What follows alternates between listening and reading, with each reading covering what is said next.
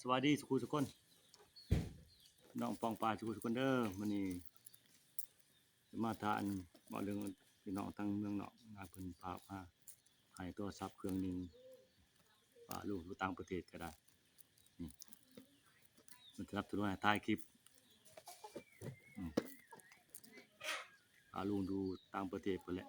เพิ่นฝากเงินมาให้200ปลายเพิ่นฝากมาให้ถ่ายหยังใส่ถือโทรศัพท์ให้เด็กเบิ่งนำกันโทรศัพท์ก็ได้เพิ่นซื้อมาให้นี่ทุกคนมาเบิ่งโอ้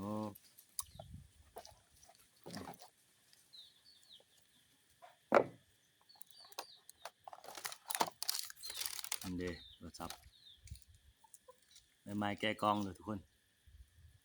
FC ทั้งเงินและต่างประเทศ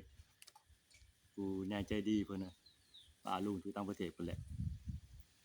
ใหญ่ใจดีจังเพิ่นฝากโทรศัพท์มาให้ถ่ายคลิปขอบคุณขอบใจเด้อลุงเด้อเด้อป้าเด้อทั้งอันนั้นเด้อเป็นใหญ่ใจดีทั้งต่างประเทศก็ได้ที่ช่วยแรงใจให้น้องลุงถ่ายคลิปถ่ายหยังให้อยู่ดีมีแรงผู้ทุกคนเฮ็ดหยังให้เจริญก้าวหน้าต่อไปนี่ FC ซื้อให้นี่อันนี้ซ้ายแบตสำรอง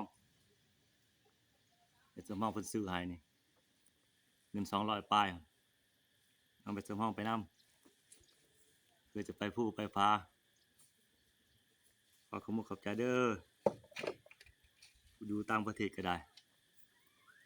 ก็เป็นจังใจอยู่ดีมีแรงเฮ็ดหยังก็ให้นะคอยไปคอยมานั่นแหละเฮ็ดจั่งใด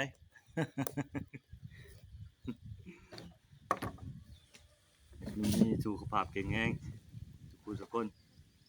ป้าลุงอยู่ต่างประเทศในประเทศก็ได้อยู่ไปก็ดีเนาะ